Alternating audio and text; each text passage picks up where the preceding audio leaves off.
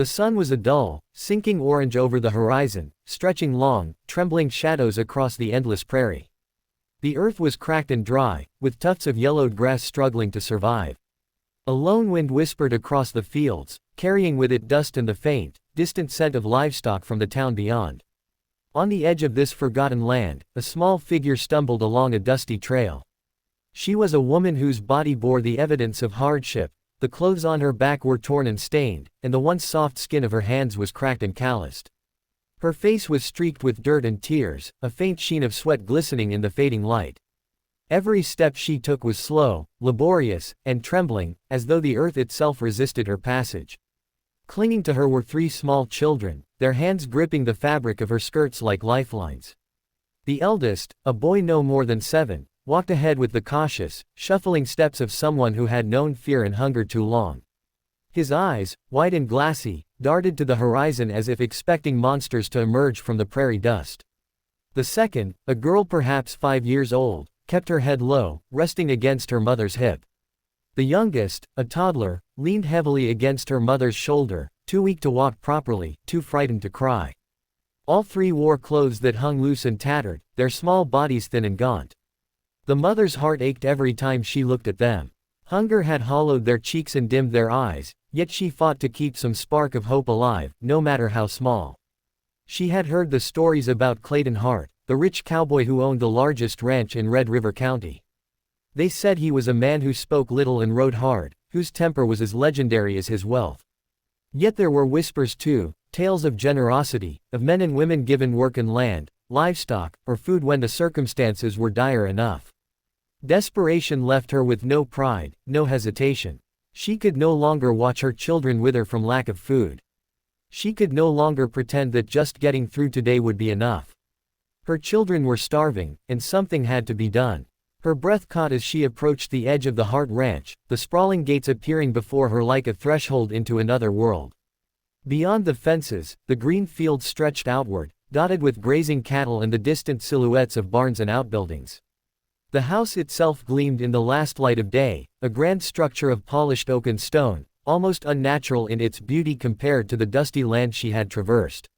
For a moment, she hesitated, shame pressing down on her shoulders like a heavy weight. What if he turned her away? What if she had no right to ask for help, to bring her starving children into the life of a man who had earned everything through hard work? But desperation is a louder voice than pride. With a shaking hand, she brushed a stray lock of hair from her face, gathered her children close, and stepped forward. Her movements were slow, deliberate, as if every step carried the weight of her fear and exhaustion. She could see him then, sitting astride a chestnut horse near the gate, his broad frame outlined against the glowing horizon. Clayton Hart. His hat-shaded piercing blue eyes that seemed to see right through the dust and despair. Even from a distance, he radiated authority, a presence that demanded attention without effort. The woman's knees threatened to buckle, but she forced herself forward. The children, sensing her fear, pressed closer to her, their small hands clinging to her skirts. Each step toward him was a battle, every inhale a reminder of how fragile they were. She finally fell to the ground, her body unable to carry her further. Dirt smudged her palms and stained her tears as she buried her face against her eldest son's shoulder. Her voice, barely more than a whisper, broke through the wind. "Sir, please, take my children," she said, trembling, the words soaked in desperation. I cannot feed them, I cannot," she faltered, the weight of her helplessness pressing down on her like the heavy prairie sky. "Please, just take them. Give them food. Give them." Her voice dissolved into quiet sobs, trembling and raw. Clayton Hart remained silent for a long moment, his horse shifting slightly under him. He observed her carefully, noting the weariness in her body, the hunger etched on the faces of her children, and the desperation that clung to her like a second skin. He had seen many people in need, many lost souls wandering the prairie with empty stomachs and empty eyes. But there was something in her, the fierce love for her children, the willingness to come so far despite exhaustion, the vulnerability that did not hide behind pretense. Her plea was not one born of entitlement, but of survival. Finally, he dismounted. His boots crunched against the dry dirt, deliberate and steady. He approached slowly, his presence calm, measured, yet undeniable. "It's okay," he said softly, his voice deep, steady, and unexpectedly gentle. "It's okay now." The mother looked up, startled, her eyes wide, hope mingling with disbelief. She wanted to believe him, but past disappointments had left her wary. "Take them?" she asked again, her voice quivering. Clayton knelt to meet her gaze, and for a moment, the weight of the world seemed to pause. "I'll take them," he said, the words deliberate and firm. Then he added, softly, almost as if admitting a secret, "I'll take you too." His piercing eyes softened, revealing warmth behind the stoic cowboy exterior. "You don't have to fight alone anymore. You won't have to face another day empty-handed. Not here, not anymore." The mother blinked rapidly, her heart hammering in disbelief. Tears streamed down her face, but now they were different, tears of relief, of hope, of something almost foreign after so many days of despair. She pressed her children closer, feeling the first flicker of something she had almost forgotten: safety. I, she stammered, voice catching in her throat. Words failed her, because there were none that could truly capture the magnitude of relief and gratitude surging through her. Clayton extended a hand toward her, steady and firm, yet inviting, a lifeline offered without condition. The mother hesitated only a moment, then grasped it, letting him help her to her feet. The children clung to her, unsure but sensing the promise in his presence. For the first time in weeks, the wind no longer felt hostile, the prairie no longer barren. The future, uncertain and frightening though it was, held a glimmer of possibility. As they walked toward the ranch together, the sun dipping behind distant hills, the mother dared to hope that maybe, just maybe, the nightmare of starvation and fear was ending. And somewhere deep in her chest, she felt a warmth she hadn't felt in too long: trust, not blind, but earned in the quiet certainty of his words, "You're not alone anymore." The ranch house stood like a fortress of warmth and comfort against the chill of the prairie night. Its polished oak walls glowed in the firelight that spilled from the wide windows, casting golden reflections onto the surrounding yard. For the mother and her children, it was a world apart from the cracked earth and hunger-soaked days they had left behind. She felt a strange mix of awe and disbelief as Clayton Hart led them through the grand wooden doors. Every step they took on the smooth, polished floor echoed softly, a sound both alien and reassuring in its permanence. The children's eyes widened, glimmering with curiosity and hunger, not just for food, but for something more: security, warmth, and the intangible feeling that they belonged somewhere. Clayton's presence was steady beside them, a silent guide who seemed to understand both the fragility of their bodies and the weight of their exhaustion. He didn't rush them, didn't demand that they conform to the rhythm of his home. Instead, he allowed them to take in their surroundings at their own pace, letting their senses adjust. The air was scented with bread baking and the faint, savory aroma of roasting meat, an intoxicating blend that made the mother's stomach twist with longing. She hadn't smelled food like this in days, hadn't felt the promise of nourishment in her hands, and yet she forced herself to maintain composure. The children, however, had no such restraint. The eldest boy was the first to move, small legs carrying him cautiously toward the kitchen. The sense overwhelmed him, and he nearly stumbled in his eagerness. Clayton's deep chuckle filled the space, comforting yet controlled. "Take your time," he said, voice low but steady. "Eat. You won't be hungry here." The boy's eyes flicked to him, wide with a mixture of suspicion and hope, before he sank onto a chair and began to eat. The girl clung to her mother, whispering questions in her small, frightened voice, while the toddler buried his face against his mother's shoulder, unsure if the food around him was real or a dream conjured by exhaustion. Clayton knelt slightly to meet their eyes, his broad shoulders making him seem even larger than he already was, yet his expression was gentle, softening the imposing lines of his rugged face. "Eat," he said again, this time to all of them, his voice a calm command that carried no threat, only promise. Plates were placed before them, laden with meat, bread, butter, and fresh fruits, a bounty the mother hadn't dared imagine for days, perhaps even weeks. She took a deep breath and sat beside her children, offering them food while keeping her own trembling hands steady enough to hold a plate. The act of eating, once a mundane routine, now felt like a sacred rite, a celebration of survival and hope.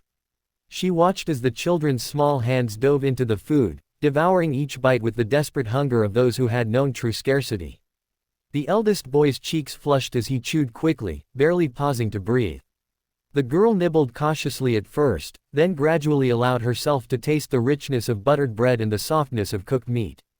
Even the toddler, after some coaxing, took tentative bites, his tiny fingers smearing crumbs onto the table. Each bite seemed to restore a piece of their strength, their tiny bodies regaining the energy they had been denied for so long. The mother's own plate sat untouched for a moment as she watched them, feeling a lump form in her throat. She had been so consumed with protecting them, with hiding her desperation, that she had forgotten what it was to eat without fear, without shame, without the gnawing pain of emptiness pressing against her ribs. She finally took a bite, letting the flavors fill her senses. Warmth spread through her chest, not just from the food, but from the realization that they were safe, that someone had extended a hand without judgment, without expectation, and offered them more than just sustenance. He offered them life. Clayton leaned against the counter, his arms crossed over his broad chest, observing silently. He didn't interfere, didn't make grand gestures of pity. Instead, he offered them his steady presence, a silent promise that they were no longer alone. When he finally spoke, his voice was calm, reflective, and layered with understanding. "You've been through a lot," he said. "No one should ever have to fight like that alone." The mother's eyes filled with tears again, though these were different, tears of relief, of gratitude, of something like astonishment that someone could offer help so freely, so completely. She tried to speak, but the words faltered, broken by the sobs she hadn't realized she was holding back. I tried to protect them," she whispered, voice barely audible. "But I couldn't. I almost failed." Clayton's gaze softened, his piercing blue eyes reflecting more than just light, they reflected understanding and empathy. "You didn't fail," he said. "You brought them here. That alone is proof of everything that matters. You've fought for them in ways most people can't even imagine." His voice held a weight that was both grounding and comforting, like a steady hand on a turbulent sea. The fire crackled beside them, the warmth radiating outward, casting dancing shadows across the walls. The mother felt it seep into her bones, a physical reminder that there was safety here, a home, a chance at rebuilding what hunger and fear had tried to strip from her. For the first time in weeks, she allowed herself to breathe deeply, letting the tension of the past days unravel. Her children, mouths full and eyes brightening, mirrored the sense of relief that she hadn't dared to acknowledge until this moment. As the children finished their meal, Clayton helped them clear the plates, his hands large and steady, guiding without commanding. The mother sat near the fire, cradling the youngest in her lap, feeling the warmth seep into her weary body. She looked around the room, the soft rugs, the sturdy furniture, the flickering flames, and realized she had entered a world she had only ever imagined in fleeting dreams. But dreams alone didn't feed children, didn't warm cold hands and hearts. Here, in this house, hope was tangible. Later, when the children had been tucked into warm beds lined with soft blankets, the mother remained near the fire, staring into the flames as if they held answers. Clayton joined her quietly, sitting across from her without a word at first. Silence stretched between them, comfortable and unforced. She finally spoke, her voice low, almost hesitant.